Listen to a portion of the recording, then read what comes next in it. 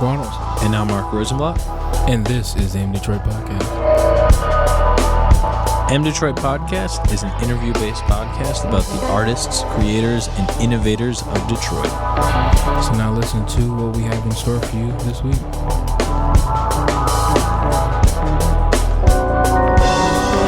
Hello, wonderful people, and welcome to the last episode of Season 4. We have something very great in store for you today. We have none other than Nomadic Madam, also known as Mouse Marie. She is a wonderful and great photographer. In this podcast, we talk about her lunar calendar, also what a Harem Club is, and of course, we talk about the Detroit art scene and so much more. So, sit back, take your seat at our wonderful table, and enjoy this wonderful episode with Nomadic Madam. Yo, welcome back to the MDetroit Podcast. Yeah, we're back. I'm your host, Dominic Waddles. And I'm Mark Rosenblatt. And we are on our 20th episode with the wonderful Nomadic Madam, Miles Murray. Oh, yeah. Welcome. Hi, guys. Hello. How's your day today? It was strangely lovely. Nice. And this podcast is special because if you guys listen to the Allison podcast, we recorded it in a backyard of the wonderful Rob Kokachuk, our sound engineers. And producer. Yeah. His family's backyard. So now we're back here with Nomadic Madam. Get some birds chirping. And we're going to make this scene set. But we're going to read you your bio. Yeah. And then afterwards, we're going to ask you what you would change. Geez, I was just gonna say if I would have known that was read to me, yeah, I would have. Yeah. I would have judged it. We like to add a little hint of surprise. So we got a lot in store for you. We're very excited. Okay, cool. Yeah, I did ask ahead of time what I should expect, and he said it's just a conversation. So yeah, I don't know. I actually don't know what Dom said because you guys were talking to each other. Yeah. So here we go. Miles Murray, a.k.a. Nomadic Madam, is a Detroit-based photographer that is driven by the movement of the body and the stories we can tell about it through light. She continues to explore femme skin through the freedom of dropping in its colors and textures. She has a self-produced She has self-produced two consecutive lunar calendars that aim to unite the femme in all spectrums through showcasing it through diverse body forms and rhythms of the moon. This work keeps her heart beating. So what would you change? Or add? Well, the first thing that stands out to me is it's not 2 lunar calendars, it's 3. And I've already cast my 4th, so I obviously do not stay up on my website. Oh. It's a challenge, to say the least. I think I would add that at this place in my life, I'm not just exploring femininity. I am starting to explore masculinity more. Okay. And so possibly, I guess I could add a poetic line in there about exploring masculinity through the lens of doing whatever the fuck I want the men to do for me in pictures. It's kind of where I'm at with them. Yeah. I don't know. And then I also think that it's like I kind of have dropped the more lunar aspect of my art in a way. Like I've kind of outgrown that aspect too. Yeah. What kind of makes you want to go towards the masculine side to explore?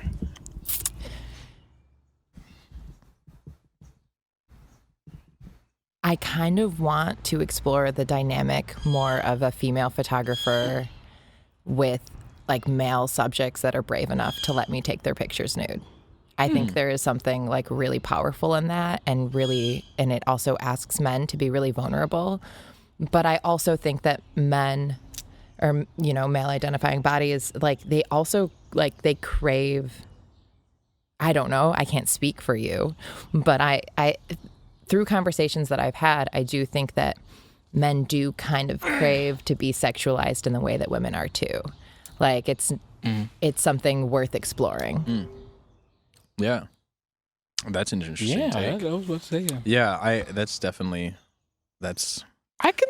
it's like striking, I you can know. see that. It's kind of interesting because it is very.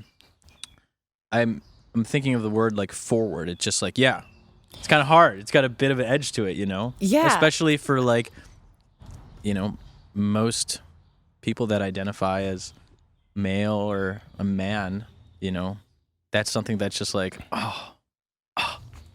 whoa, which is not a bad thing. Well, how cool would it be too to be brave enough to put yourself in a situation where women do it all the time, typically with a male photographer. I don't know. I want to turn that kind of dynamic on its head. But so I'm working on, and it's a long process of like casting these things and shooting them, and they always happen quicker in my head than they do in reality, which is something I'm trying to come to terms with. But I cast this, or I'm working on casting this thing I'm calling Players Club, where I'm taking the, like a hockey card, like a player's card for a hockey team or a baseball team. I want to do that for like 11 dudes in Detroit. And I like it because it's like also a diminutive version of this bigger thing that I do. It's like making men kind of small. But I was writing up this PDF and I was really harsh in it. Like, hey, I don't care about your erections. There will be no fluffers. You just have to come as you are and be confident. And I like really tried to break down that layer too. Like, this isn't performative. This is supposed to be raw and honest. What was not the response, but the, like, have you gotten the models that you've chosen, and have you, what was the feedback, I guess? So it's interesting. I sent out this questionnaire with that vision board and like those sentences, and like half the people that I sent the question, because I just put out a casting on my Instagram, like, hey, I'm looking for brave male men that want to be nude, and then I sent them this other thing, and half of the people responded. Wow. And I'm like, okay, cool. I don't want to shoot you then. But yeah, I do think I haven't sent out all of my, like, hey, I want you to be in this, because COVID has really slowed down my process. But yeah, it's cast. I've kind of started shooting it. I'm really excited about it. I was about to say, I'm excited to see. All the concepts are so beautiful, and like also like will be such a challenge for me, which is why it makes me excited. Good.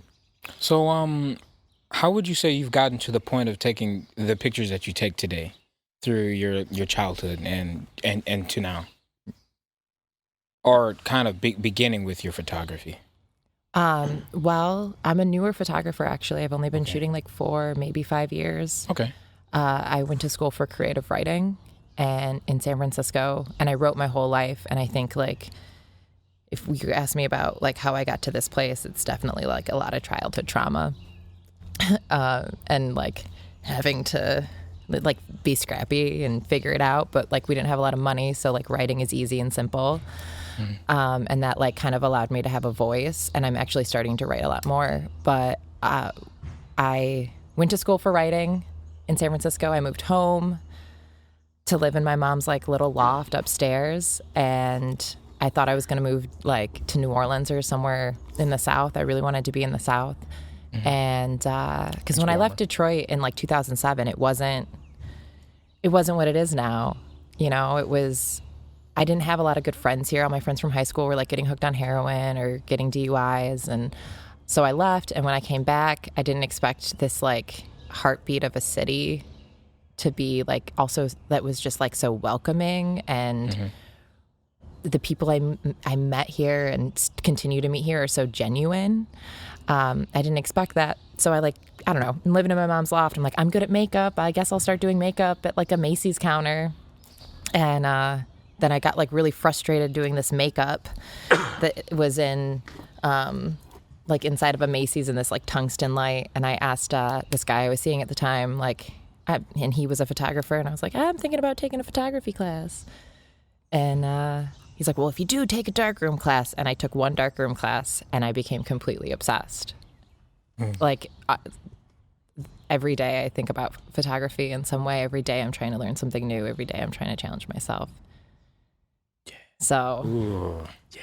So now an even bigger question. Have you ever created a series where you combine your writing and your photography? So I feel like you guys are going to hear about a lot of projects that are in the works right now. And I apologize because they're not like tangible. I wrote something. Over COVID, I met this amazing, she modeled for me, but she was just this amazing actress. She'd just come back to Ohio from New York. And then she was coming up to visit me because we kind of hit it off. And I just wrote this like 2-page thing. And I'm like, I think we could film this. And so we filmed it back in January. Literally yesterday, I just put the edit together like in a way that I feel really good about. Mm-hmm. So it's like, I would say I directed the photography and like the visuals. And then I'm also editing it and I wrote it. But I mean, there's a lot of help along the way. My audio is so terrible. You should talk to Rob. Yeah, you just talk to I can show it to you. It's like abominable, and I have no idea how I'm going to fix it. I can try to fix it. Yeah, I would never ask that of you. Absolutely. We want like collaboration. Yes. We want to collaborate. This is one of the main things that we want to do. Is like there is a community of artists, creators, people that are pushing the boundaries of creativity and all of this stuff. And in Detroit, that's just huge. This giant bubble of people that all have these skills. Why shouldn't they all know each other? Oh, be absolutely. Like, oh, hey, there's this guy who can do your stuff for you. And he just wants to do it because he is interested in it. He's not even going to charge you or something like that. Well, he should charge because you should be able to get paid for your right. work. No, I completely agree. I'm just saying, like, there's this. I can show it to you. It's like it's on my phone right now. But I would say, like, it did make me realize, just looking at it, like, it's a dark film. Okay. And the content is dark. The lights are happy. And, like, photography is a happy place for me for a reason. Mm-hmm. And I do think, like, I stopped writing for a while because it wasn't a happy place. But now I'm really, like, trying to merge the two. I think it really is gonna, I don't know. I'm exploring that. That's really where I think my next, where I'm going. What? How did you choose, like, the themes and the styles that you focus on? I didn't choose them. They chose me. Can you talk about that? Ooh, okay, I'm ready. Let's see. If we're talking about like femme bodies, mm-hmm. I never felt like I was a part of my own body. I was always like sexualized from a young age by strangers. And then when I was 19, I cut all my hair off and I changed my name. And because I wanted to be taken seriously for my mind, and that wasn't happening. Okay. And it still didn't happen, but it at least made me feel like I had autonomy over my body. And something that I've said, like, for years now, like, my body, my blank. Like, it is my template. I will do what I want with it. Mm-hmm. And so being able to kind of come to terms with that by, like, working with other femmes. And I will also say, like, girls are bratty in school, but, like, also, like, historically, women were separated from each other. Yes. So I think that I'm just trying to, I've always just been trying to, like, create a collective of people that beyond me feel confident and comfortable with each other, coming just as you are, because you are perfect. And I don't think that was something I, like, consciously started pursuing. It was, like, definitely under the surface, and it just kind of came to me. It kind of just came out through my art. And then another thing that I think is interesting is a lot of, like, light that I use, like a lot of that colored gel lighting, I guess, and it's technically like bisexual lighting. And I didn't know that until someone sent me that. I was like, oh, I've been using that lighting for like 2 years now. It just felt good, and I just loved the way it looked. And then someone else was like, I've been reading this in your artwork for years now. This is what my art school taught me, and I was like, oh, cool. I guess I'm just falling into that. Yeah, you mentioned the word femme a lot, and I'm curious why. For the audience that doesn't know, what is femme, and why do you choose to use that word? I choose to use the word femme because I don't think that female is like a correct expression of people that either are female externally or internally. And I think femme is a beautiful like blanket. I identify as a femme, and I think it's a safer word, I guess, because I don't ever want anyone to feel excluded from feeling like they're a part of my art.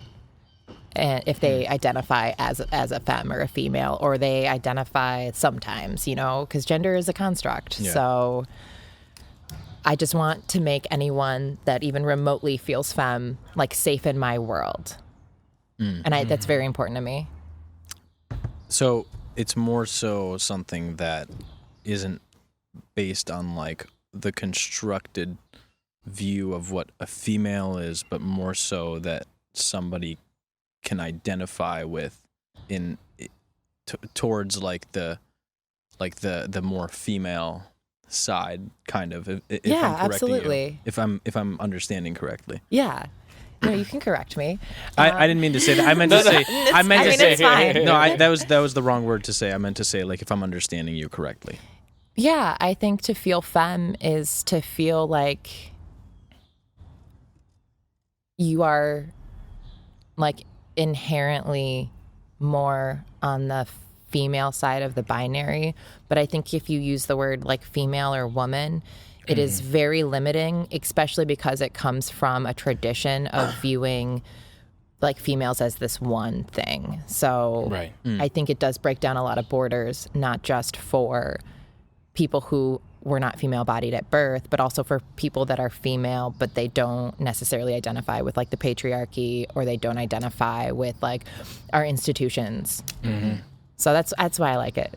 I was about to say, I think it's a beautiful thing, like giving people a comfort.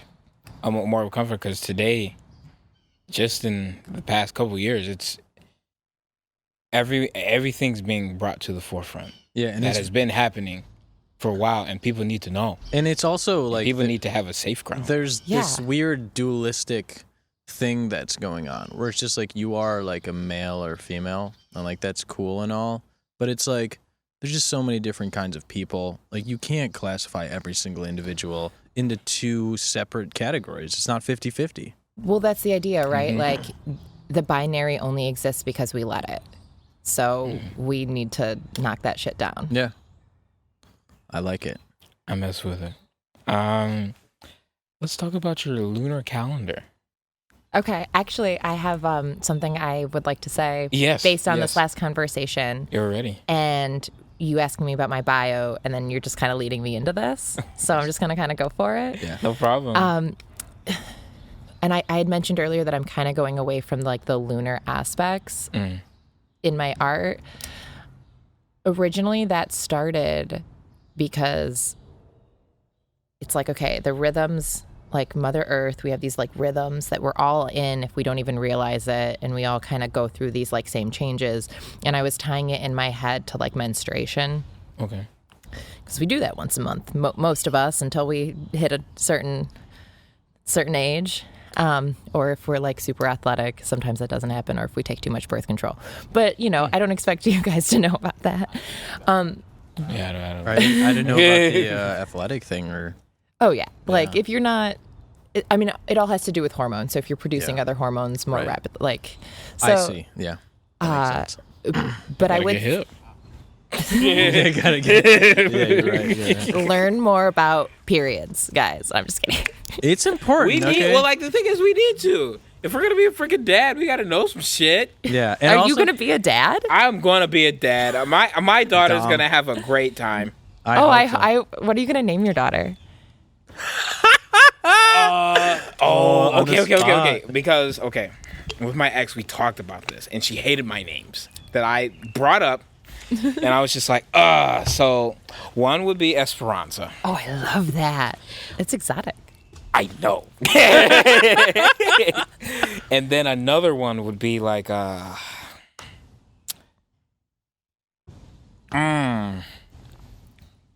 it's in. I have a whole list, but I'll bring it out later. But If you don't, They're like- I'm going to hold you accountable for this list. I know.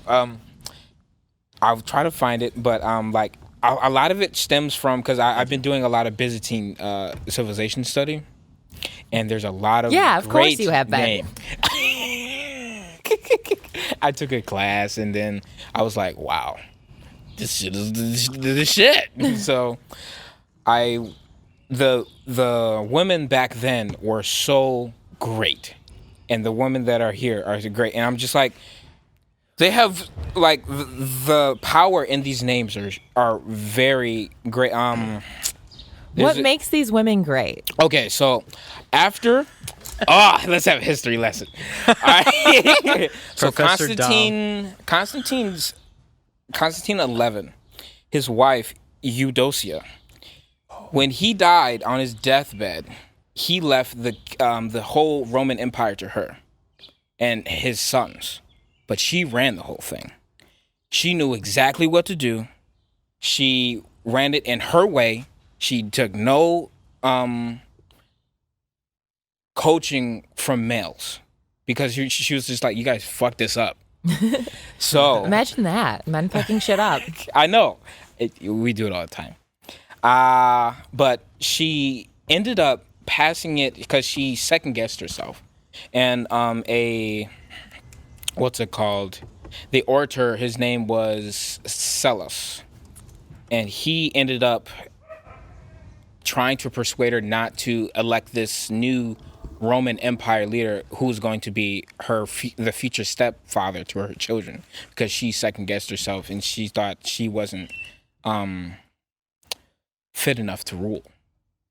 So she ended up passing the throne. But he and everyone knew. She was like, we don't pass it on. But she ended up doing it, but just the power that happened during that time is amazing. So like she fixed a lot of taxes, she fixed a lot of she was more in touch with the communities, with the poor, the rich. There'll always be both.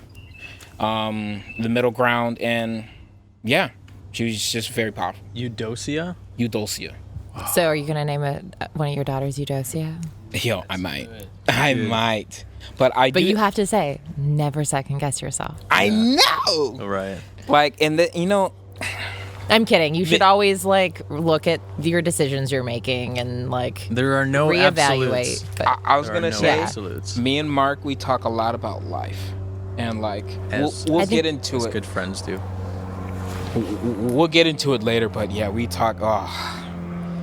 Like Yeah, man. It's- philosophy, we get into it a lot because I just took a philosophy class. yeah. Of course, how old are you?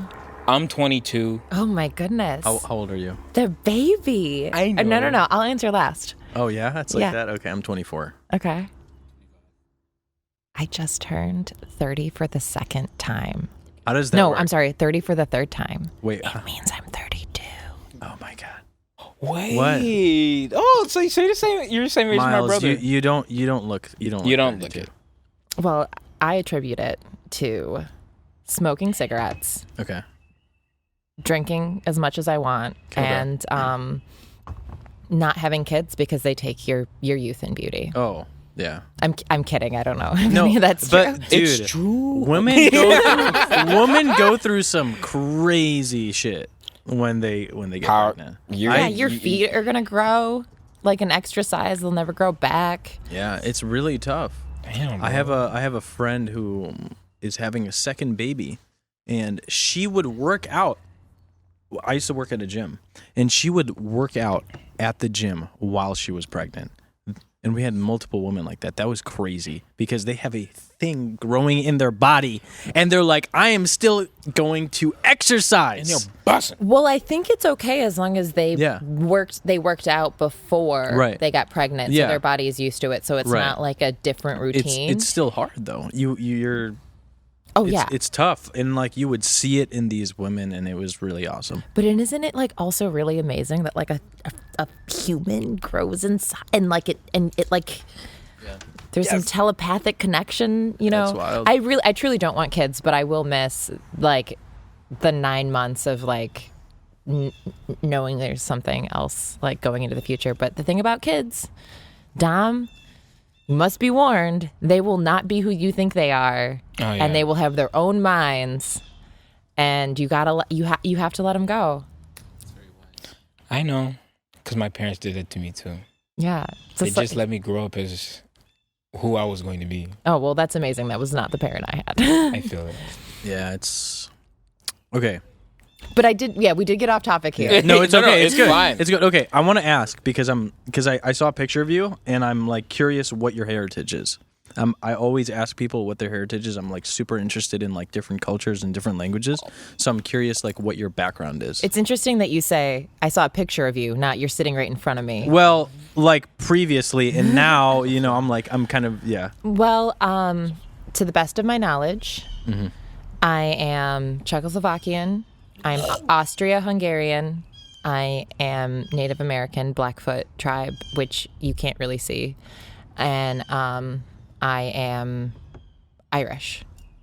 Cool. So I definitely got like a Czechoslovakian vibe, Yeah. Austrian vibe. ooh. But I don't have all those other things. I'm sure I have like 1,000 other things. I'm just a big mutt. And also, like, my dad's side of the family is all from Kentucky, so who knows? I might be inbred. I'm kidding. I shouldn't have said that. To fellow Kentuckians, I'm sorry. I mean, we already said fuck and shit.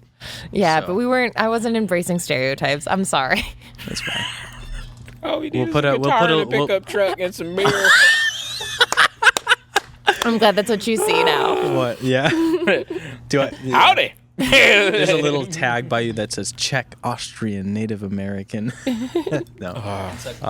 Kentucky. Yeah. Dude, wait, okay, no, you're Louisiana. Never mind. You were Louisiana too? Oh, so yeah, I was about to say, the grandma's South. I love Cincinnati. Yeah. Well, I have some people in Cincinnati that I love, so I love Cincinnati. Nice. Rock and roll. Rock and roll. Okay, so we asked about the Lunar calendar project. Yeah, and I didn't finish that sentiment. And then the second kind of like question to it is, can you talk about what it means by showcasing it through diverse body forms and rhythms of the moon? You kind of answered part of that. Well, when I like came up with this idea of the calendar, and I'd known that I'd wanted to do a calendar for a really long time. And I was meditating one day, which I used to do a lot of, and No longer. No, I don't meditate anymore. You should. Probably. Yeah. I meditate very often. I was on this like 14-day straight like fast meditation thing I was doing, and like towards the end of it, I worked with this like goddess entity a lot, Hecate, and she like came to me in the meditation, and she was just like, you're gonna shoot a calendar. It's gonna be a topless calendar.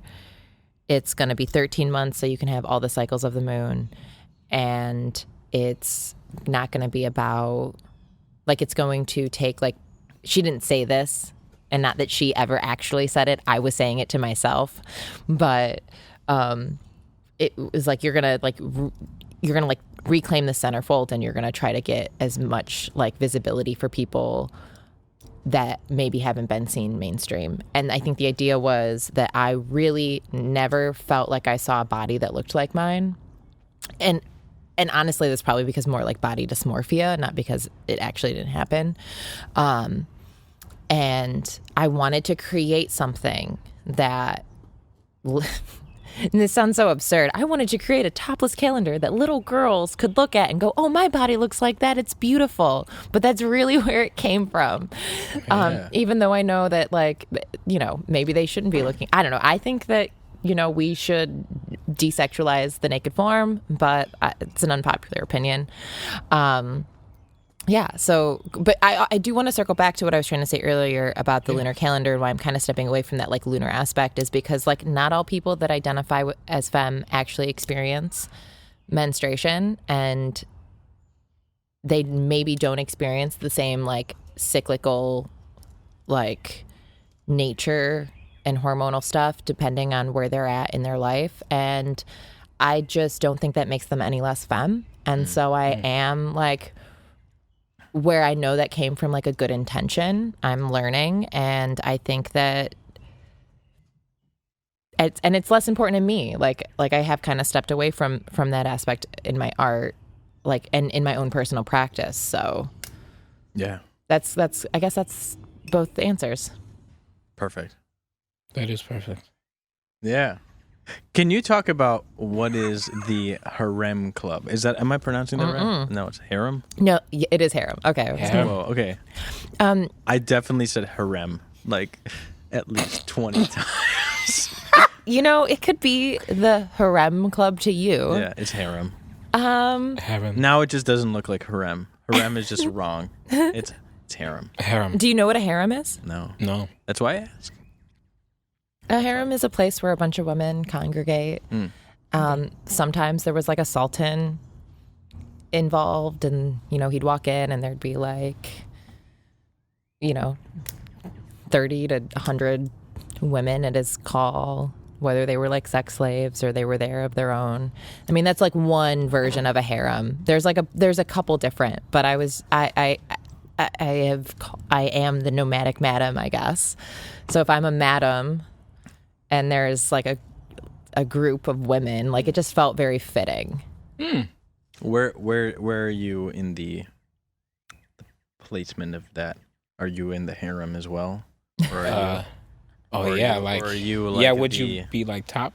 I would say that it would be like more of like a reclamation of the harem, of like people that are coming because they want to come. Okay. They're part of the like the madam's house, I guess, because they have their own autonomy over their sexuality. Gotcha. And so I guess in a way I'm like a facilitator, but I am not in like, and I do have like authority in that way, but I am not in charge of the femmes or their bodies in any way. So more of like a conduit. Okay. That makes sense. Yeah. Interesting. Cool. I'm glad I'm explaining it correctly. Yeah. It's been a really long time since I've had a conversation with people about this stuff. The harem? But yeah, I just did the casting for the next calendar, and I met, I think like an incredible amount of people showed up, and I'm not used to peopling. COVID has like really sheltered me in a way. So I'm like, I should talk about these. I should know how to talk about these things. Oh. Yeah. Yeah. That's awesome. But it's good. It's like deep in there. Like it. Yeah. So harem is not like it's an older thing, right? Is that what you're? Yeah. No. It's. So we're talking like because it's from the Byzantine era. Oh. No, I don't know what it's from. I was about to say maybe because like because you said sultan and I'm like okay because if we're thinking harem and sultans, it'll have to be a little bit after because then you have the iron people, then you have like brothels, so we're thinking like Game of Thrones-ish times. I think it might go back. I think the idea of a harem, it might not be called that, but it goes back longer than that. Yeah. But does our audio engineer Google? I'm just curious now. Okay. We definitely, yeah. Do we have can you are you also here to like data check me? Rob has the Wi-Fi password. He can Perfect. Well, while he's looking it up, you have a 70s vibe on your on your website. On the website, yes. What? You said your where website, did that come from? Your website. You're like my website is not updated. And we're just like, yo, this website is dope. Right, like it's got like when I pull it up, I'm like, okay, I feel it. How about Daddy Cool? Is that 70s? That's the disco. That's like- What years of disco? Disco is 70s, early 80s. Yeah. Okay. Yeah. But that disco, like that song, That was probably specifically, late because they were doing some. That feel like That was a time. Like I feel like you I would want to be in the club. Like how about Daddy Cool? Because he was just watching him dance. It was just like, okay, you feeling it? I'm feeling it too. Let's go. Yeah. All right, 70s vibes. Yes. Are we? You tell me. I don't know. I don't know. I mean, like, vibes. I'm here for it. I don't know. I love the 70s. I love 70s aesthetic. I love shag carpet.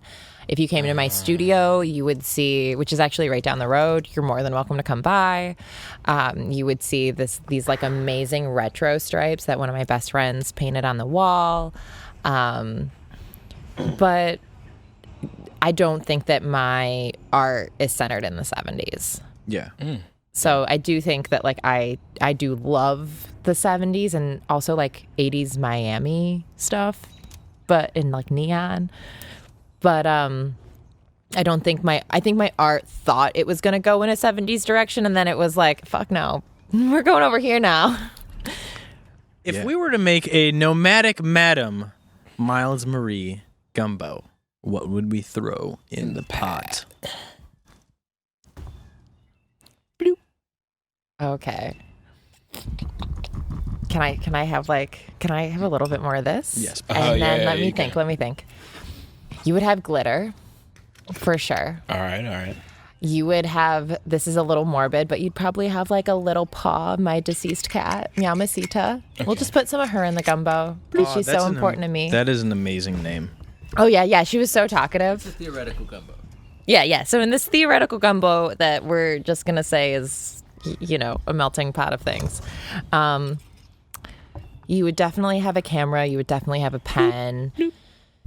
You would definitely have a cigarette. You would have neon of some kind. You would have... Idea. You would have salt, and you would have sugar. And you would have... It doesn't have to be like ingredients. You can put like music too in there. Or photographers or and graphs. influences. That's cool too. You would have... Okay, cool. I see you steering me in another direction. You would have Just broadening. Man Ray in that pot, who is probably my favorite photographer ever. Oh, okay. You would have... And he was a sculptor and a painter too. He's most known for his Man, paintings. R-A-Y, right? R-E-Y. R-E-Y. So did he have a assistant named Barnacle Boy? That's I'm perfect. sorry. I'm sorry. I had to say it. I'm sorry. Okay. And then what? You'd have tits. All right. I'm just You'd thinking have of the things that tits. are coming off in my head. What else influences me?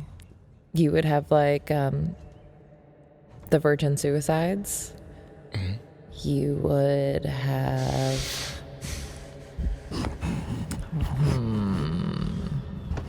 This is where you put the score in, right? While I'm thinking. I don't know what you just did.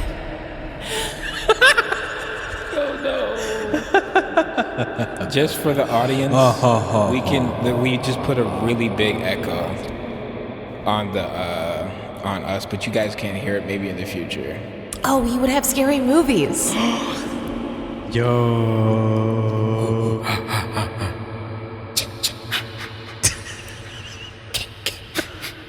And you would have the best set of girlfriends that any girl could ask for.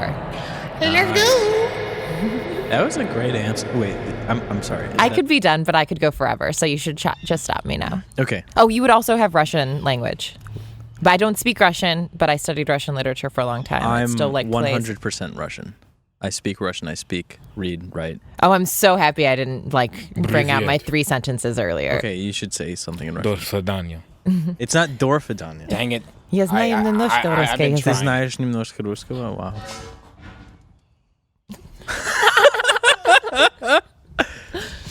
What was that? Сколько сейчас времени?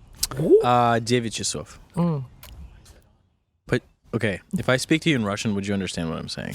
I can read it better. And also, I can read it, but I don't always understand it. But I'm more on the literature end. Why? Okay, so, did you read Master and Margarita? I haven't read Master and Margarita. That's, I don't know. I can. You should. If you ask me to, maybe I will. You should. And I mean, if you like Russian literature, you should definitely. What's the, okay, that's Bulgakov. So, what Russian literature? I've read a lot of Dostoevsky and a lot of Tolstoy, Okay. some Turgenev, who wrote The Idiot. Yep. I can't remember his name. And the Nose. And then I also have this incredible compilation of, it's called Oberu, and it's all about, it's the 1920s absurdist Russian writers that were essentially, they were writing against the Communist Party, but Yeah. they couldn't actually write about it, and and all 3 of them were murdered that are in this collection, and it's so smart. There's this one poem, and I don't know the guy's name, but there's this one poem where it's essentially I went to bed weighing 110 pounds, and oh God, I'm butchering it already. I went to bed weighing 110 pounds and having faith, and I woke up with no faith, and I weighed 100 pounds, therefore faith weighs 10 pounds. It's just brilliant. An anecdote, if you will. If you know. Yes. If you know. I like that. Yeah, there's a bunch of those. I actually, it's interesting. I was hanging out with my grandparents today, and they, the vibe that you give off in terms of the stuff that you're talking about. The female stuff? I'm No. talking about, or The stuff that you're talking about, the stuff that you're interested in Russian Oh, okay, literature. yeah. Because they're from there. And they're very, my grandpa's a super big reader, and you know what? I'm not going to talk about this because this is not podcast stuff. This is very, Okay, so we'll I'll circle talk about it we'll after. circle, We'll circle back. back, yeah. I'm here for it. yeah. Well, the thing about Russian literature and plays, though, that I think is really tangible is they were talking about big ideas long before, maybe not even long before, but in this beautiful way. Dostoevsky's Notes from Underground is one of the most modern. But see, what the interesting thing is that when my parents and my grandparents read those books, they were in middle school. Yeah. Isn't that crazy? Yeah. No, and I had to go to college. Well, I guess everyone reads Crime and Punishment in 9th or 10th grade. I didn't read it. What? Did you read Crime and Punishment? No, I read I think we read The Giver. Yeah, we not they had to Okay. experience all of these very But were they in Russia at the time? yeah, When did they 1990. Okay, so that was right okay. But the thing is, they did read Dostoevsky, and they read they didn't read they read Tolstoy, they read Anna Karenina. And I read War and Peace last year. Oh geez, how long did it take you? 4 months. Yeah. Too long. I had to read it for a class, and I had to read it in a month and a half. That's insane. That's insane. Oh, well, I mostly just skipped the essays. Oh, okay. So did I tell you about War and Peace? It's A like little bit. 1,000. We're about to Yeah. bore all of our listeners. Okay, I loved some of the parts. You I guys better listen to this shit. I loved some of the parts, but I also felt that there was definitely a lot of filler, and he was literally Tolkien is very expansive on his characters and stuff like that, but Tolstoy is I'm going to tell you every single thing that happens, everything. But there was no format. Yeah. And that's what you do when there's no format. And also there's no television to Right. distract people. And the other thing is that there's no it's really detailed, and that's the part I appreciated. It was just really, really long, and it took me some time to get through it all the way. Who was your translator? We can cut this. Wait a second. Did you read the Russian version? No. I read. I don't remember. Was it Richard Pever? I don't know. It was a blue book. It was a blue book. I just think that also has something to do with it. Like if we're talking about. I'm gonna look it up. I'll tell you. But anyway, yeah. I don't know. So, but I do want to talk more about this because I have Yeah. a lot of thoughts. But do you know that Tolstoy had a whole religion? Yes. That's crazy to me. Oh man. Tolstoy's way his way super like grandfather, great granddaughter or whatever, who is alive right now, is a jazz vocalist. I'm so happy I know And that and can look them up. Yeah, That's yours. Pevier, Richard Pevier. Yeah, Richard Pever and Larissa Volkansky. Yeah. Mm-hmm. Yeah, I read that version. They're the best translators. And one of them, they have a really cute love story, I think. Someone told it to me and I believed it. I never looked into it. The two translators? Yeah, one's American. Richard Russian. Pever is American. Larissa. Yeah. Volkansky. Well, now I gotta read War and Peace. No, you don't. No, you don't. No, you should read The Death of Ivan Ilyich. Yeah. Oh, okay. It's short. It's beautiful. And I want to rewrite it one day with my grandmother being the main guy that goes crazy because she is him. Hold it to it. She is. Yeah. I had to take a break from Russian literature. It's very heavy. Yeah. I'm more into like small press shit now, but hey. But yeah, that's my cauldron, by the way. Oh, the cauldron of gumbo. That's my cauldron of gumbo. Well, nice cauldron there. Nice cauldron. What? Oh, there could be some panties in my cauldron too. And then also some sweatpants because I think it's important to embody both. Yeah. I like me a good sweatpants. Good sweat. You don't like Wow. you a good panties? I'm a little bit tipsy. I just don't wear them. You don't? Well, you should try. You have a girlfriend, right? No. Oh. Remember I said it was No, my I'm ex. single. Oh, I'm sorry. It's okay. I was It's okay. bad at tracking. It's okay. Well, you know. I mean, You should just try to put on the next lady love of your life's underwear one time and like It doesn't work. It doesn't work. I don't know, you've gotta like you're pretty thin, like I I'm don't sure know. you could like I can't do it. See, the thing is that like Carson is small, bro. like was. for me, was. I feel like okay, I will say this. When I was a kid, I wore the Speedos, you know. Oh yeah. Yeah. You were that brave motherfucker at those birthday parties. When I was a kid. No, but then like later No. See, but I was like I was younger and then I started wearing this swim trunks. I don't remember like wearing them and being comfortable in them. You know what I mean? Not in terms of like how I look, but in terms of like the feeling, you know what I mean? Here's the thing.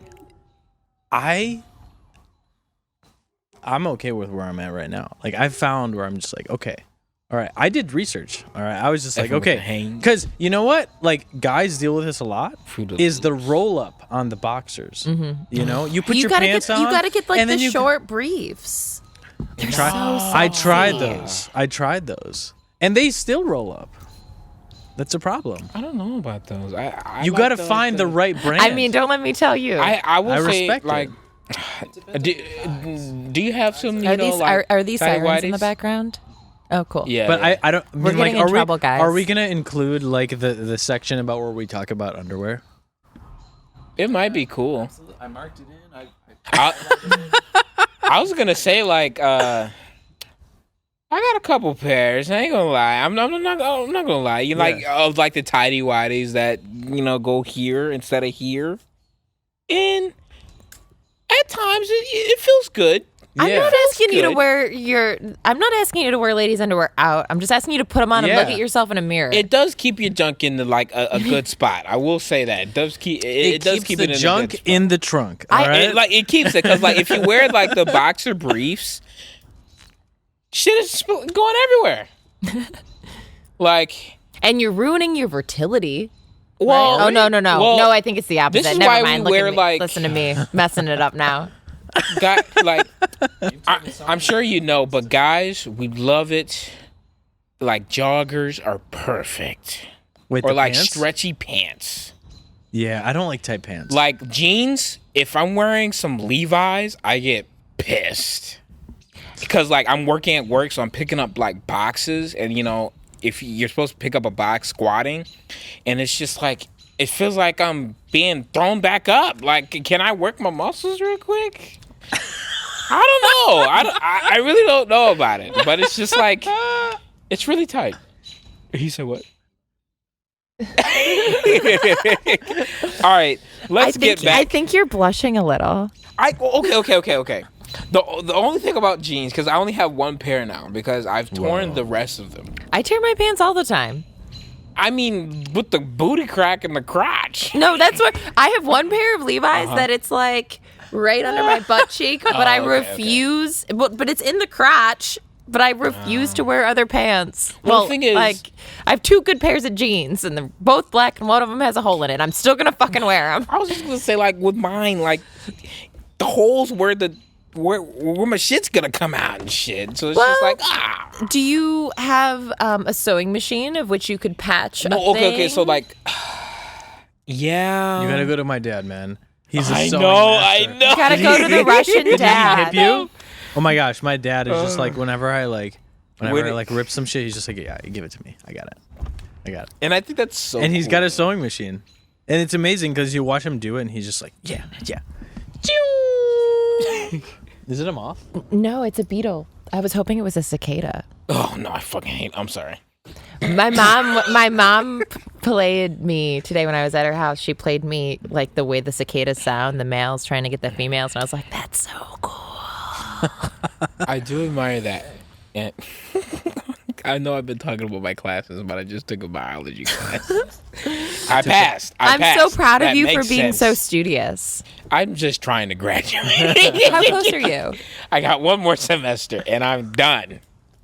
So, got one more semester, and you know, I'm gonna take my classes, do my senior recital, and then go get my master's after taking a year off. And Don't go back for your master's.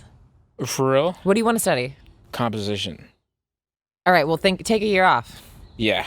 Well, okay, I took a year off between, like, I left San Francisco. I was going to apply to all these fine arts, these MFA programs, and I took a year off, and it's like when I was actually the most creative and actually figured out I had something to say. I think that academia, like, it's very important, but it waters us down in a sense. I take my education back for nothing. Yeah. It's the only reason why I know about any artists from the 70s, 80s, or 90s, truly. And that is like threefold in my work. But I do think that like lived experience will help navigate you in a way that feels truer to your heart and intuition. You got to do that. Thank you for passing You down have the to do wisdom. the solo Alaska trip. Okay. Why Okay. solo? Wait. All right. So before you came, we were talking exactly right there, and I was like, For "Do the you guys-" listeners, it's a porch. It's a porch. It's the back porch. Sometimes there's a cat on it. And there's green beans up there. And peas. And peas. But I was like, okay, you guys want to take a trip with me next year to Alaska?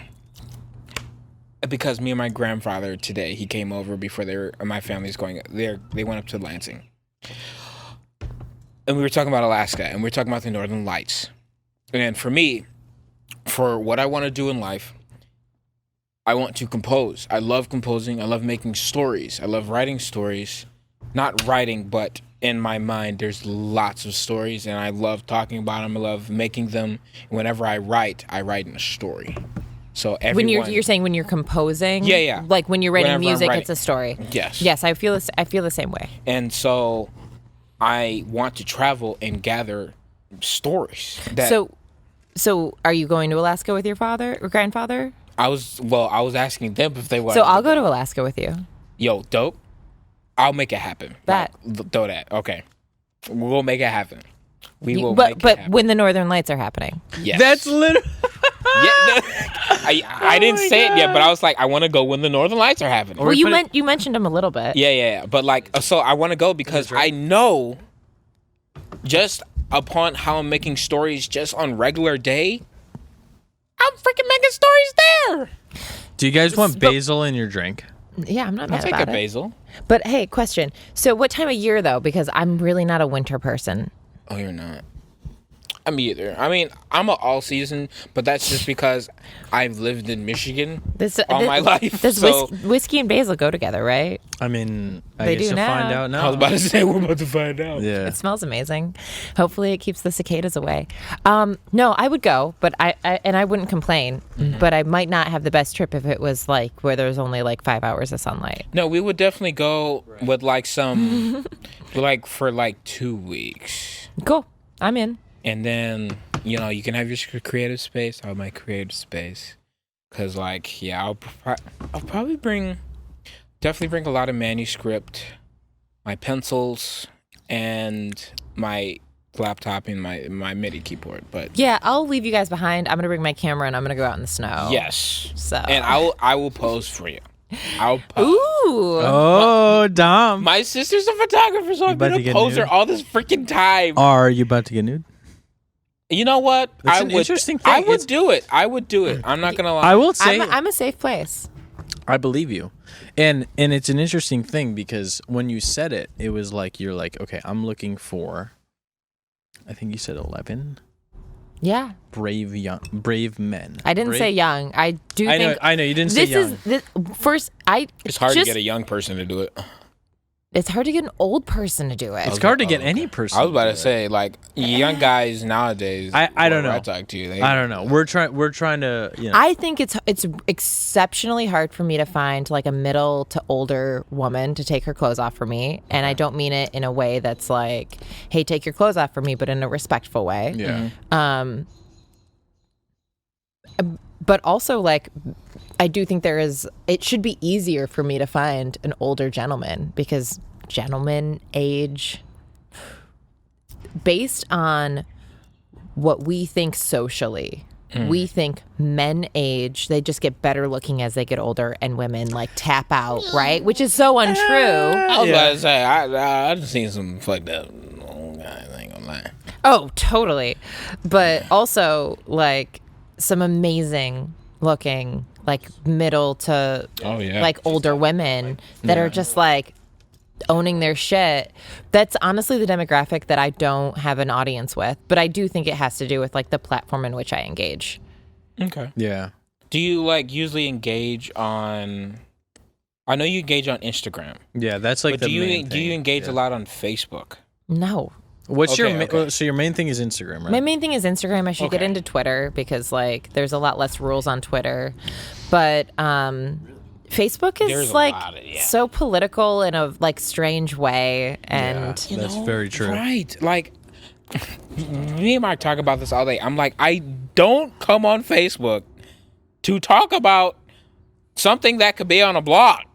yeah. Make a freaking blog. I don't want to hear about this shit. I want to hear about some successes in your life that you had fun with. Or like you post a picture with your grandson. But doesn't it make sense? Like Facebook was made like 15 years ago. Yeah. Of course, their interface, even though it's been updated, like speaks to an older generation that's learned That's how to use wild. Well, right, computers. right. That is Instead wild. of, that like- Yeah. You said Facebook was made 15 years ago. Well, it may be more. That's wild. What? Yes. Social media 15 years ago. But like Yes. Facebook came out when I was in high school, but I couldn't use it because I wasn't in college. Okay. What the Yeah, heck? Well, yeah, because Yeah, it was That's just for wild. college campuses. And I so know. If I am, yeah, if I'm 32 and Facebook is from when I was like a sophomore in high school, and that's when I learned about it. Oh my god. I was gonna say, if you get into Twitter, tell us about it, because I wanna. This is it. This is the thing like about Twitter. I don't Twitter, like. I I'm don't- like, I don't I get it. have a Twitter. Yeah. I don't know how to like engage. Everything I know about Twitter is from writers, Okay. and so I don't know how to engage from like a photographer standpoint. But I do work a lot with sex workers, and they use Twitter a lot, and they always tag me and stuff.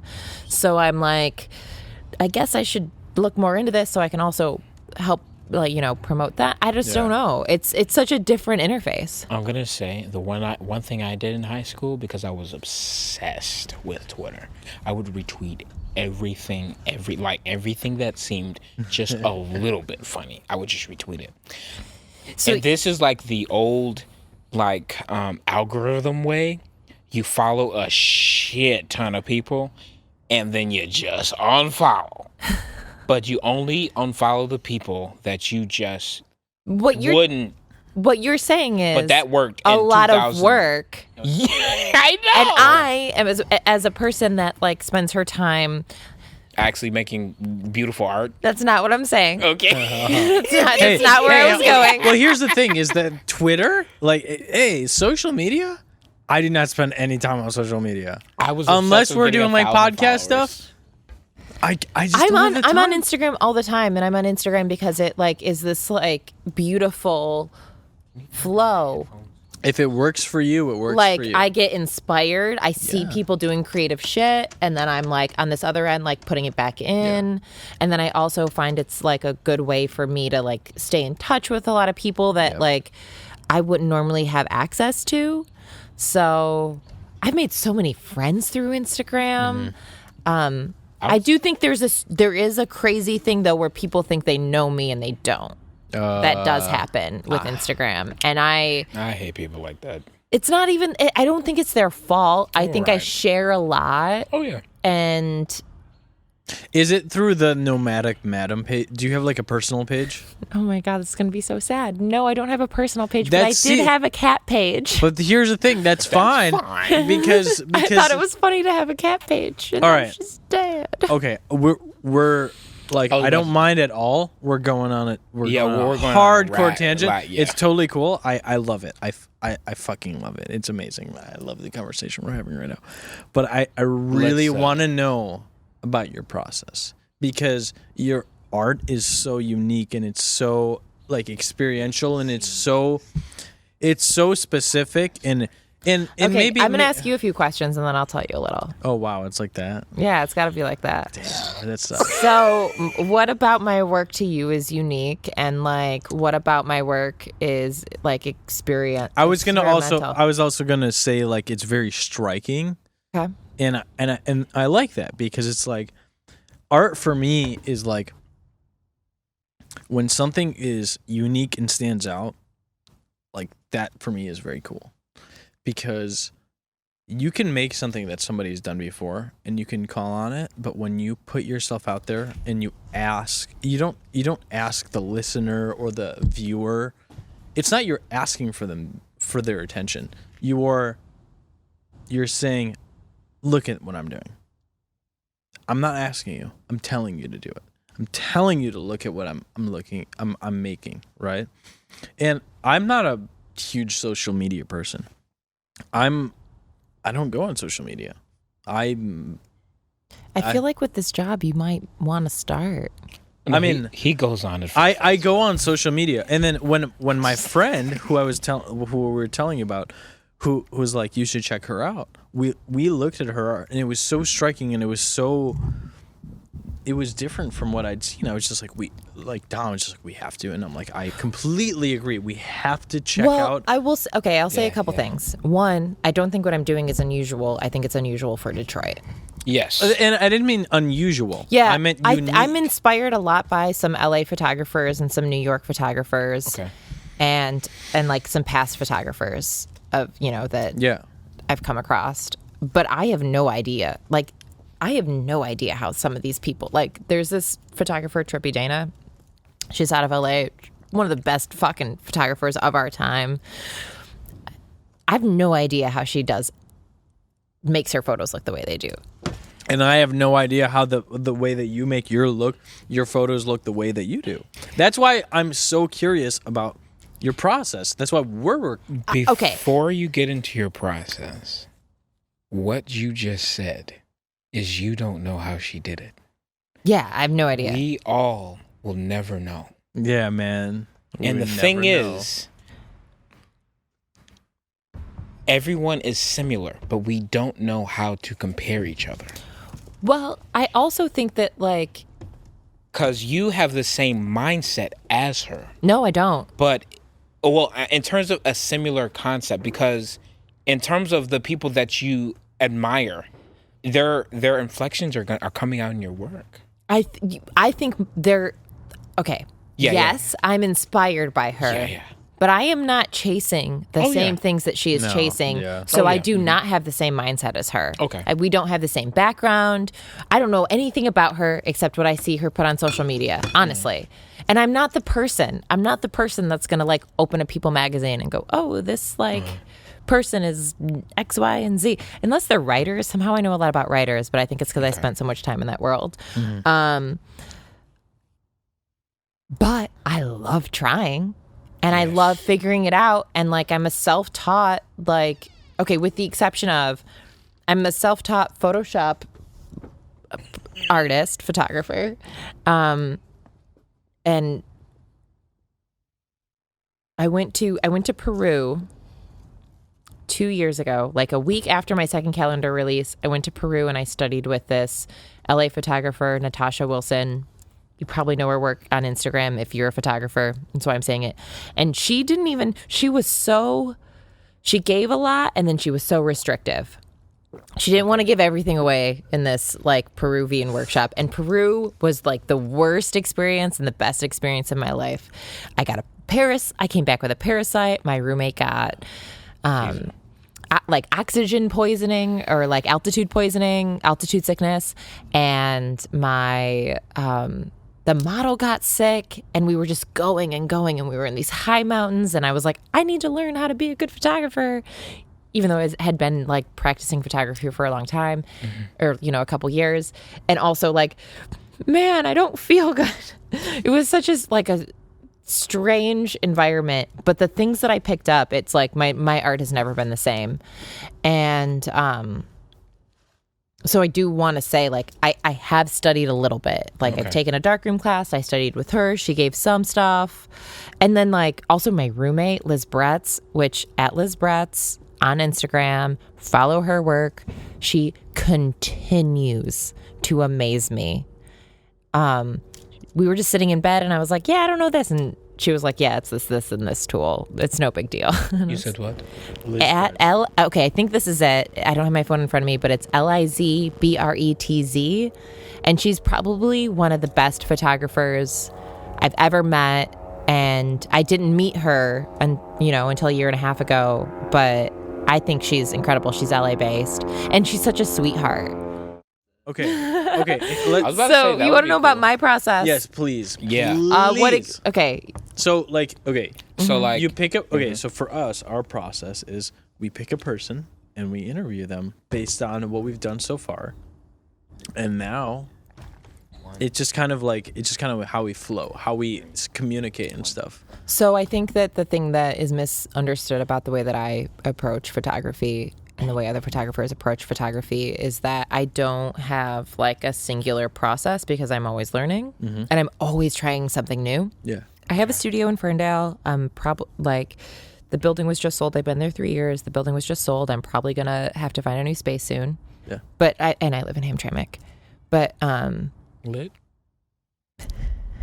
so anyway, so I think a lot of photographers, I don't want this to sound rude or condescending, but they take pictures and they put it in Lightroom and like maybe they do a little Photoshop, but they like are doing the same thing to their photos every time because that's their style. And I like don't ever want style to define me. Because I know how much I don't know.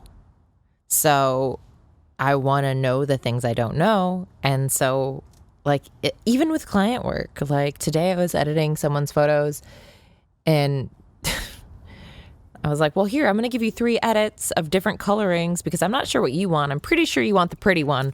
But I start with like, here's pretty. And then here's like slightly more gritty. And then here's like extra gritty. Because that's what I'm about. Like I really want high contrast. I want punch. I want something that makes you feel something. And I want something that's just not beautiful for the sake of beauty. Which is a line I walk all the time. Especially because I deal with women's bodies or female bodies or femme bodies. Like, I don't want people to feel unpretty when they're shooting with me, but I don't want people to feel like they can't be unpretty because I'm unpretty all the time. And then I was like, hey, I know you, this is what this is like even extra, but now I'm going to put these overlays and try to figure out how to use this tool in Photoshop. And like, thank you for letting me experiment with these photos. And like, do I have your permission to post them? And they're usually like, yeah, please. I'm glad you felt safe enough to do that. But that's not always the case. But that's like, I guess, a portion of my process. And that's a portion of my process when it comes to like client work. If we're talking about external work, like where I'm like doing something a little bit more grand, usually Ghost is involved. I would not exist without Ghost. You should probably interview her. She's a makeup artist. Oh, okay. Ghost is a makeup artist. But she is the best thing that has ever happened to me. Whoa. And it's like we joke around that we can read each other's minds. Like, she has these visions. I want to make them come to life. Or I have we're really on this like telepathic wavelength. And I know she's going to move to California soon, and we're not going to work together unless I move out to California too. But she's amazing. And also, like, beyond us having a working relationship, she's an amazing friend. And so, like, a lot of the stuff that people engage with are things that we've done together, and they're things that we've done for no money.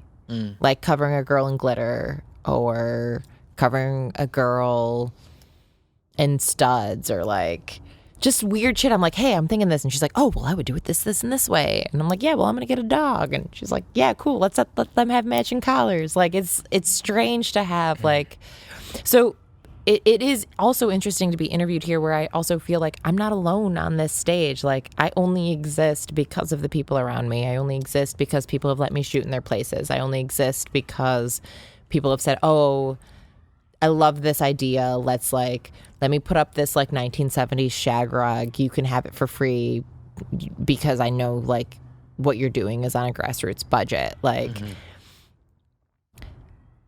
and I don't think that, I hope that I've never let those people down.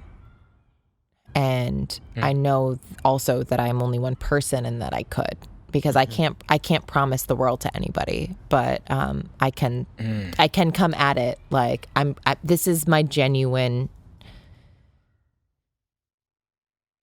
this is what I want to do, and it's like me versus like the world. I can only exist within this world. And anyway, so yeah, interview Ghost. She's amazing, and she's a lot of insight into a lot of things. She's like the quiet creature that like observes everything, and then like comes at you. She's not a cicada, I promise. I really enjoy how open you are to anything that comes creatively to you. A lot of people don't allow that. Yeah, they stay in their comfort zones. Because it's just like, this is how we get really creative new things that coming into the world, because we've seen everything in the world already. We have. Well, that's it, and right? Like, it's up to us to make combinations. Yeah, yes. No, exactly. Yeah. Because like I'm not going to ever make a gold toilet or like anything that's like going to shake art galleries. You don't want to make something that's done before. Right. Well, you yeah. want to push it, but like really a lot. But I want to connect with people. Yeah. Like, I really do want people to like say, hey, your mind is in this, like, it's in this place and my mind's in this place, and like I can see how we can merge, and like that's what I want. Yeah. So Very valuable. if I were to stay here forever, wouldn't I just be shooting myself in the foot? And like, for what reason? Also, I do think if you refuse to adapt or to be open to adapting, like, you're killing yourself. Well, the thing is, you just start to waste time. You only have so many because years you're on pushing this. because I think there's a certain distinction between the people that decide to push themselves in boundaries that are unknown, and there's the people that decide to stay within the boundaries that they are used to. And there's a certain like certain people stay within the boundaries that they're used to, and they can continue creating the same thing that they know. But the thing is that and I really love what you mentioned about people, like you're expanding on people's different mindsets. There's this, okay, I want to mention really quickly with Miles right now, I can't see her eyes, and that's a really interesting thing because there's this weird it's like a weird shift where I see a silhouette of her face. Yeah. I don't know. It's weird. I don't know. I'm weird. But the idea is that, like, until you're and I love this quote. It's just like, until you're uncomfortable, like, you're really not expanding yourself. You know? No, it's so true. I love that you're like, yeah, I'm gonna be open to every single thing that is coming my way, regardless of whether or not, like, that is what I'm okay with. Well, I do think too, like, I'm not trying to be anything else. Like, I'm not trying to be a mom. I'm not trying to be a wife. I'm trying to be good to the people that are around me, and I am trying to live as authentically as an artist and, like, lean into that as possible. So, like, art is meant to challenge, but there's, like, a counter side to that. Like, you can't challenge unless you're open to receiving. And so I am trying to stay both as, like, fluid like water as possible, because I feel like if I ever have a style, or if I ever have, like, a type, or if I'm ever perfect for something, then I will have then made myself commodified. And I never want to be that. That's just not the life I've made for myself. And because I also do feel like hopefully I could be a conduit for other people. This is not about me. My work is not about me. It is like, hey, these things happen in my head and I'll push them out. But I never want to give the impression like, oh, I made this and that's why it's important. It just, like, I want it to live beyond me. Well, that's the crazy thing about social media. It's accessible 1,000% of the time. Right. Even if you're sleeping, a version of you is online. And people can touch it whenever they want. They can stroke it. They can, like, take in what they want to take in. And they don't ever have to know you as a person. And that's a very treacherous situation, depending on who you are. So any version of me that could ever possibly be online, knowing that, is curated. I'm not saying I curate it to be a type of thing, but, like, I don't share a lot of stuff online except the fun stuff. I don't want to not be fun online. Like, I don't want to tell you when something terrible happens, because I truly don't want your sympathy. Like, I want the people around me that actually know me to be there. But it's not that I don't want the people that are, it's not that I don't want the people that engage with me to not know. It's such a weird thing, because I honestly don't think I'm,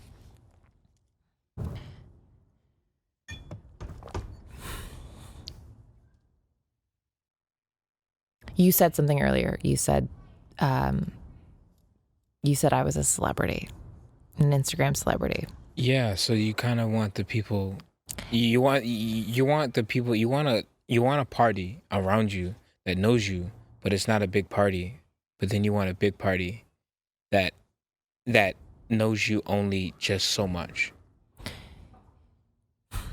So I don't want people to feel like they don't know me. Yeah. Ever. I want people that I do want people to feel like they know me. I just don't want them. It's just a lot of people. It's a lot of people. Yeah. And that can be a lot. I don't know. This is coming out so terribly. I also don't consider myself a celebrity in any context. And I do have a lot of like really great interactions, like because of social media. But it's a weird, delicate balance that I've had to walk over the last year, and like setting boundaries is interesting. There's this one guy. I made a post about stepping on someone's face. And Oh no. because I think it would be hysterical if I were able to get paid for stepping on someone's face. Also, like Diamond Matrix? yeah, I mean, but not. I don't want to pursue that as a career. It would Okay. be kind of like a stunt, right? Like, feel it. hey, I wanted to do this, so let me do it. But literally every day now, I get an Instagram DM from him or them. I don't even know who they are, and they emailed me, they Instagram DM'd me, and then they found my Facebook and Facebook messaged me, and they were like, "Hey, my name is." Can you blur this out? etc., etc. Yeah, Just say yeah, like yeah. blah blah blah blah. It's da da da, and I would be down, and I'm like, part of me is like, hey, I kind of want to pursue this because I do kind of want to step on someone's face, and you're gonna let me, but also I don't want to hurt you. But also now it's every single story that I post, they respond to it, and I'm just like, a little bit dangerous. I just want to be engageable in like a. I don't, but maybe I pushed it too far. I don't know. But I feel like there's this certain thing where it's like, you know, you're I don't know how active you are on on Instagram, but I know that you have quite a bit of a following, and that is, and this kind of leads us to the next question, kind of, and I'll ask this question before we get to this next question, but like, you know. You have a following. You have people that like check out your work and are interested in what you are putting out. And when you have that, I feel like there is, you know, you kind of want to come from a place of like, hey, I am a person and I would like to try this, you know, and like what you said, I want to step on somebody's face. Me? I'm like, okay. You know, I don't really think about Okay, it. so do you think that me making one post? No. That's not what I'm trying to say. I'm more so trying to say you're coming from a place of like, hey, this is something that I have interest in, you know, and if somebody engages in it in a way that it's a little bit obsessive, then that is, you know, and I guess because your work comes from a place of like very honest, very raw place. We were really interested in, for the people that view your work, how do you create the distinction between the celebration of femininity, because this is like the majority of what your work is, and not femininity and the femme body, and like the sexualization, you know? Well, you can never really extract the two. The truth is that like women are sexualized for a reason because we are magnificent beings, and people desire, right? Right. I think it's that you check those at the door. Like being able to say, okay, I know that I have this like reptilian brain that is going to think X, Y, and Z. Let me check it at the door and have the autonomy, because I'm a civilized human being, to be able to appreciate something as it stands and not own it. What are your thoughts on the Detroit art scene? I'm taking a pregnant pause to actually take that question in. No problem. The Detroit art scene is one of the most beautiful, vast, wild experiences that anyone could ever be in the presence of, honestly, because you're talking about a city that has so many tendrils that are so rich and like vastly complicated, and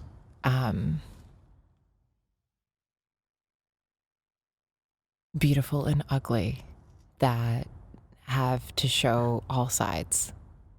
And I think my experience has been, truthfully, no other community embraces me like Detroit.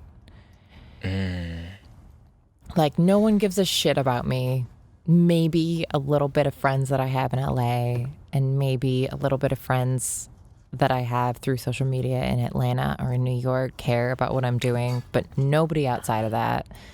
And because of Detroit, I am able to like make a living. And that means make a living to me means that I can like give people images and content that means something to them, and also means that I can make art that means something to me. And I think that's really, really important. They also like the art that I do make, they embrace and they take hold of, but they challenge me, because I'm not talking about like a Detroit art scene that is like gallery owners. I'm talking because Detroit isn't that. Detroit is real people that are making real decisions about what they want to ingest and what they want to like dive into. And I know that as an artist, I have a lot of work to do to create something for them. And I guess I do feel a little indebted to this city. And I really do try my best to give them something back that is spectacular. But maybe that's just my own self, you know, trying to be able to speak and communicate with people that I want to. Oh, man. Yeah. But I think Detroit is grassroots. I think it's unapologetic. I think it is raw. And I think that it is honest in this way. You know, the most interesting thing is that whenever we ask this question, people give quite a similar response. Yes. And it's interesting that you say that, because really it is such a common theme in people's responses, is that Detroit is raw, Detroit is honest, unapologetic. They tell you how it is. Yeah, but they do embrace you. Exactly. Like, it's not like, yeah, Detroit hustles harder and all that shit, but like, really, Detroit is a really tender being if you give that back to it. Like, if you say, hey, I'm just doing my best, they don't not give that back to you. And I think that is also a really beautiful quality. It's just not trying to put up fronts. Right. You grew up in Detroit, right?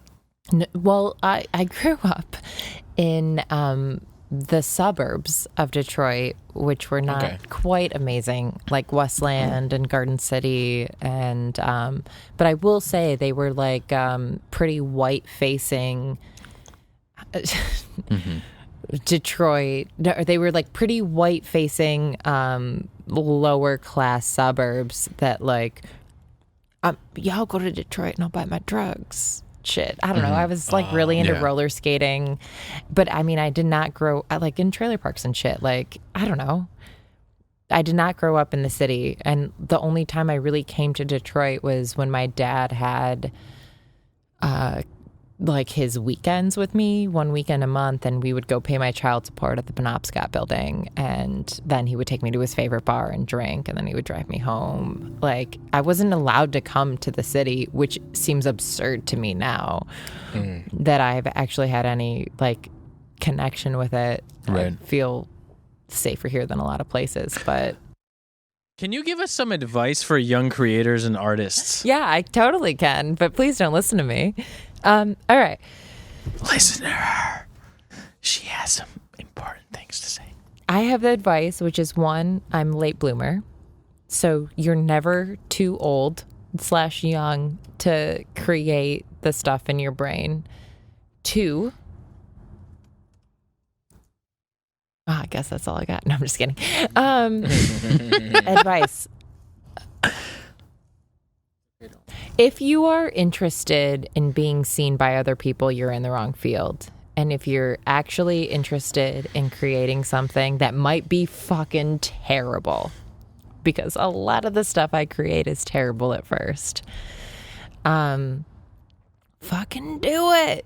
I don't know, like, don't be afraid. Third advice, do not be afraid to fail. I am never afraid to fail because I know I will learn from it.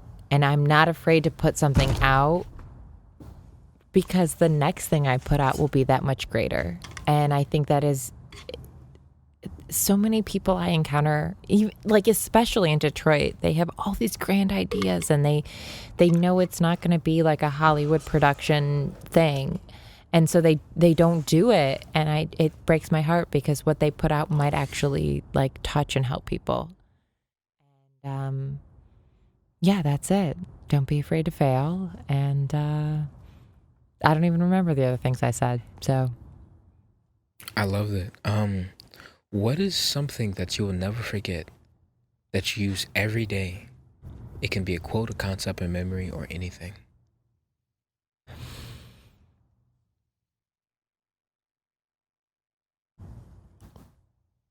Something I use every day? Yes. Something. Well, the first thing that comes to mind is like the saying that like unconsciously I wrote, my body might blank, which I think gives you carte blanche to feel your own feelings and like be yourself in this world, which I think is such a brave act. If you can like walk around this world and be yourself, that is kudos. But also I think it's that like, do not be afraid to stand up to people that might be treating you terribly. And I think that's something we don't give ourselves autonomy to do. It's to say, this doesn't feel good. Stop it. Like, I know that might be like a really broad sentiment that I'm giving, but if you are listening and you hear that, you know what I'm talking about. Just fucking tell people that what they're doing to you doesn't feel good and to fucking stop it. All right, go on. Rapid fire questions. I'm here for We're it. not at rapid fire. Oh damn it! I was here for it. I know. We're almost there. Almost there. Do you have any hobbies besides taking for pictures? Okay, so yes, I do. I read a lot. Awesome. I read a lot of small press stuff. I have recently started painting. I'm so bad at it. I'm like so bad at it, but I really enjoy it. Your bad can be good to somebody else. No, I'm not even trying to I'm not trying to sell it. I'm just trying to like get it out. Like, right. It's an expression. It's nice to have an artistic hobby that isn't like commodified. And I enjoy that. Also, sex. That's definitely a hobby. Okay. Yeah. Respect. We're about to hit you with Hit the Listener. Hey. This is an MDetroit staple. You know, we're on episode 20. So We've got to continue it. we are continuing it for many hundreds.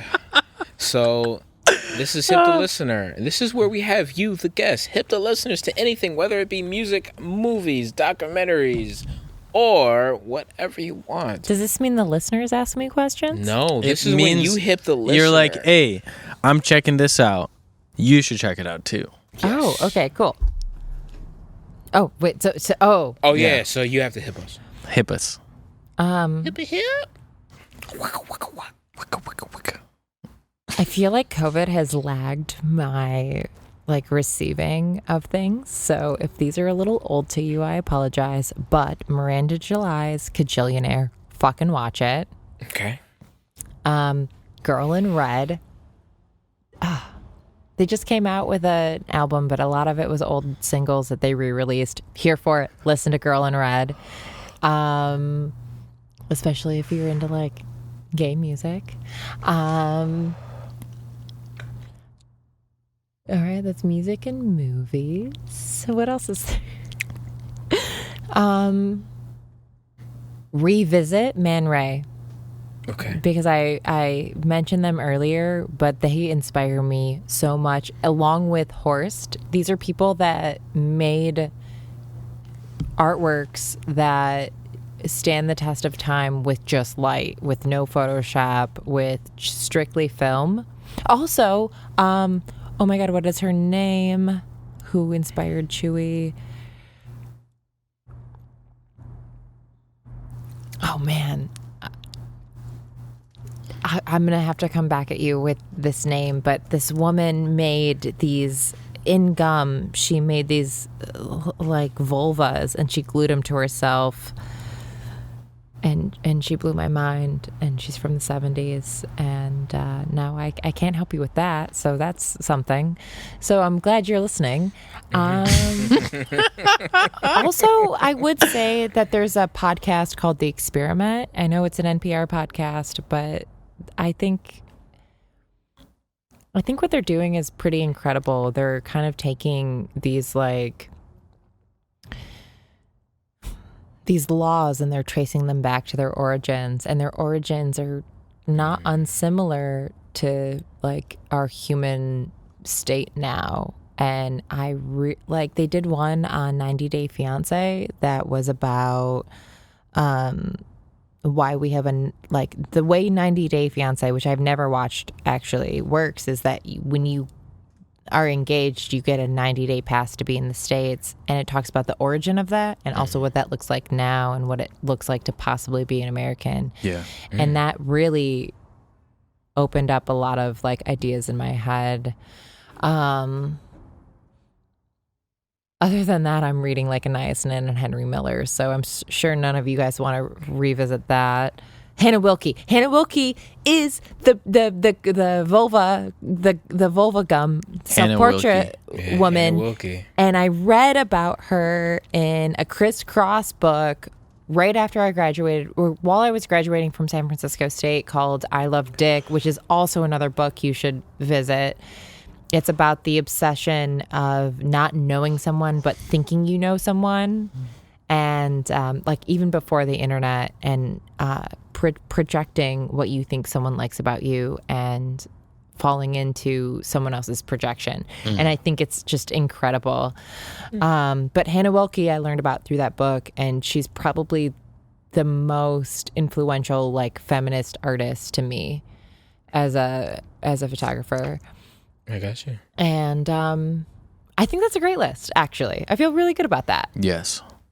That's a wonderful list. We'll have it there. All right. It's time for the rapid fire questions. Pew, pew, pew. Pew, pew, pew. All right. We're going to hit you with some rapid fire questions. These are rapid fire questions, but they do not need to be rapid fire answers, because we want to make it difficult. So, yeah, let's get right to it. Top 3 Detroit photographers. Number 1, Brian White. Number 2...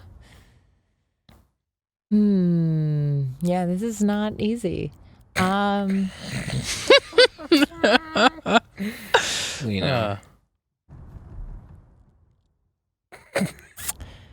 Brian White, you're there. Zach Hagee, I think, is amazing. I think that he does something like really raw and vulnerable. And then number 3...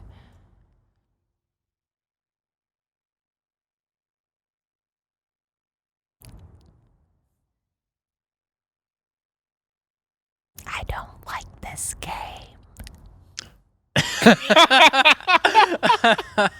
You got one more. Okay, number 3, Del Juan.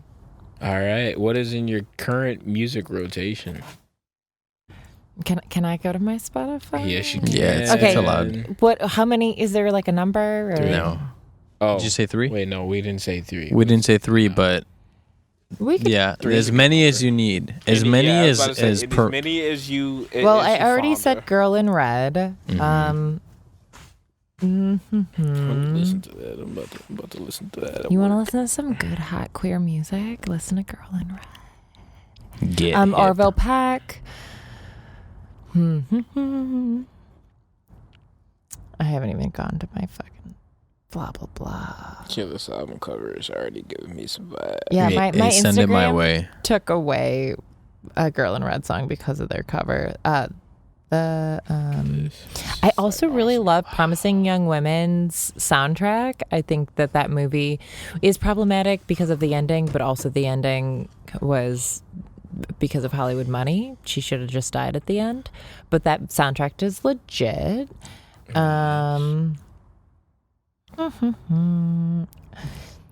War Paint, always. Okay. You know, I'm leaving you there. I'm gonna leave you with War Paint and You said Girl in Red. war paint? Yeah. Gotcha. What are 3 words that sum yourself up? Brave.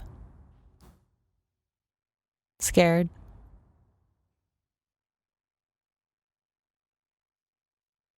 What do you think a word that is like trying in earnest is? Like doing your best even if like the results aren't there. Like what word would that mean for you? I think it's a combination of words that you can't really put into one word. All right, so whatever that word is that maybe we can create. I mean, if we're trying to create a word, but let's just like make a random noise, and then that'll be the word. That is not the word for that. Oh, okay. Well, Or the sound. I don't think that's it, but good try. Slew. I feel like it's like It's like a commitment to, it's more than one word. yeah, It it's has like to be more than one word. You said okay. Arnistista femme. I don't know. There it is. Perfect. Arnistista femme. Yeah, this is my part. If you could you photograph, yeah. Oh. What type of Oh question my gosh! is that? How dare you? How dare you? How could ask you? me that question? How could you? If you could photograph any person in the world, who would it be? Be your grandmother. What? Yo! Yes. Okay. I love it. Favorite TV show / movie? It depends on my mood. But my favorite TV show is The Golden Girls. I knew it. You did not know. I know. But also, like, I have a lot of favorites and a lot of different aspects of myself. So I think that question is linear.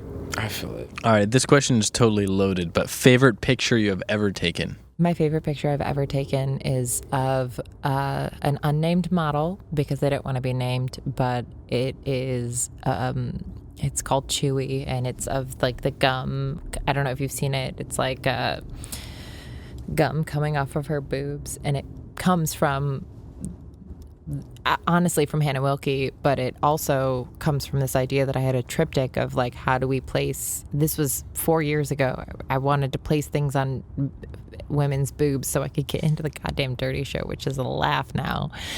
But I chewed a bunch of gum, like 50 pieces of gum. Jesus. While the model was like waiting because she was a friend.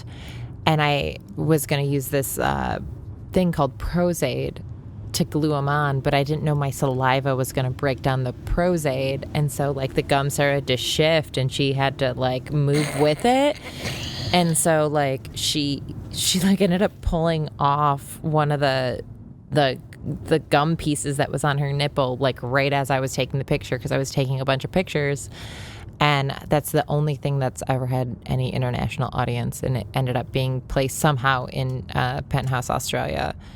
Perfect. So, yeah. Which I have never been paid for, Penthouse, Australia. Hey, guys. You fucking WTF. get up the money, bro. With and I was 3 under contract billion. to be paid like, 200 Australian dollars, which is like 127 US, which I'm still waiting for. Yeah. What the I feel like you fuck? should be paid like Get on it. more than that. Get on it, boys. Oh, All totally. right. honestly. Top 3 destinations to travel. Also, I'm going Oh, my back. bad. I'm No, going no, back. oh, no, no, Also, oh, no, you're like good, when you're I good, did you're that good. series with the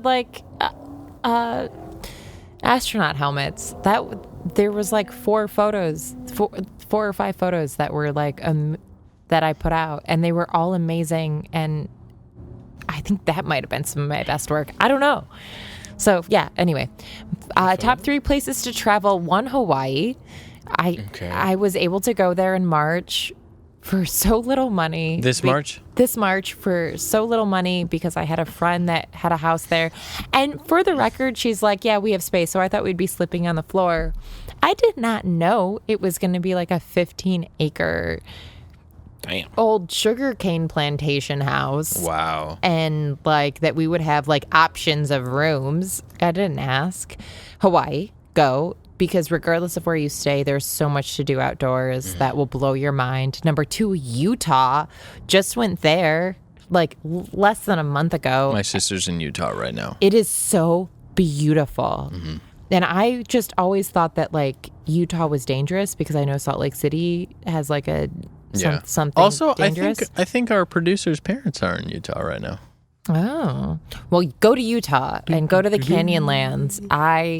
I got naked in the Canyonlands and somehow didn't get I caught. got naked in the Canyonlands. Oh my God, that's the Kentucky thing you're singing me. I'm sorry.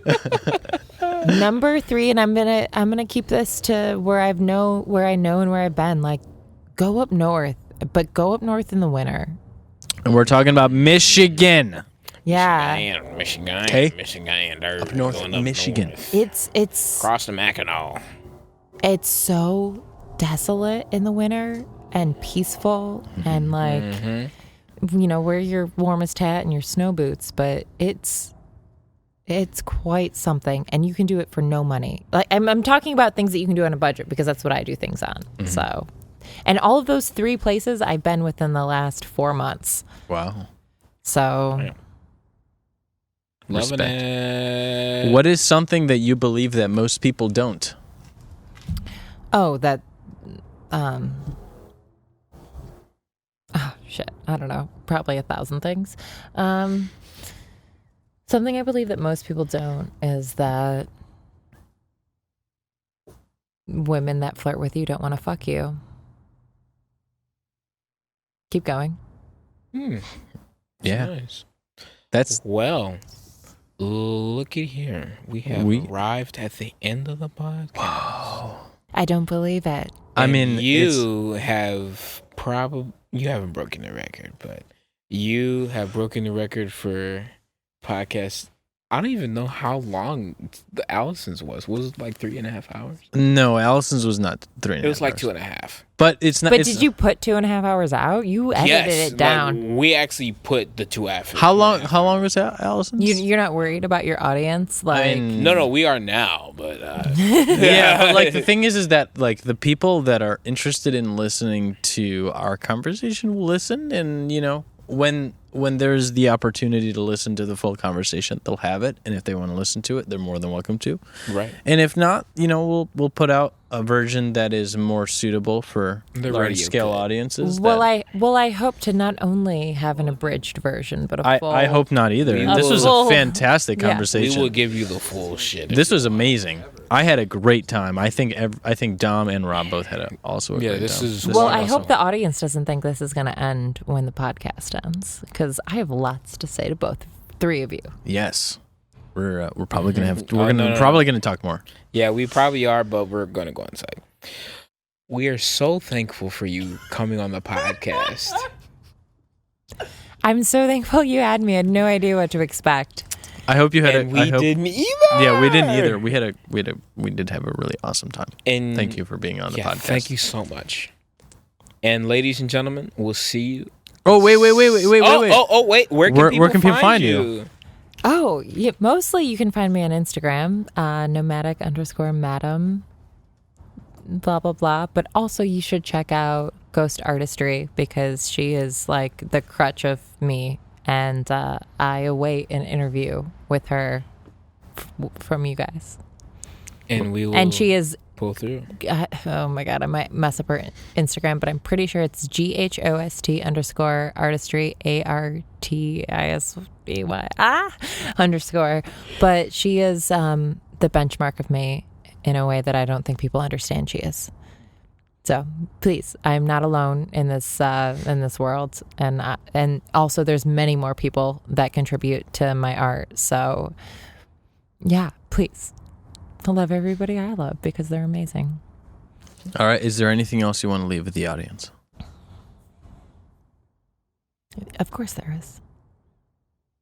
It is Lay it down. that I think there is a lack of people thinking critically today. We have a bunch of... Bless. Oh, bless it. Bless. I'm going to start that over.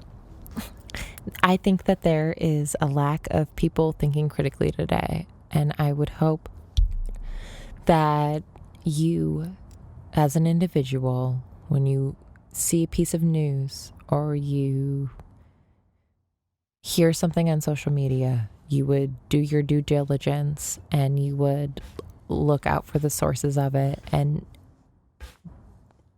then make up your own minds based on what you can find out. Don't believe everything you see and / or hear, because that's how we become followers of someone else's agenda. That's all. Thank you so much. Thank you. We'll Thank you see so much for having me. guys in season 5, and we have a really big surprise for you. Yeah, we're so excited. What's the surprise?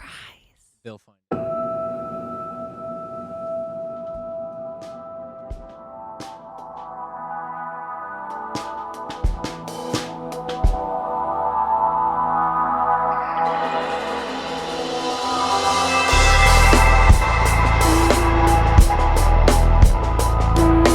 Thank you so much for listening, guys.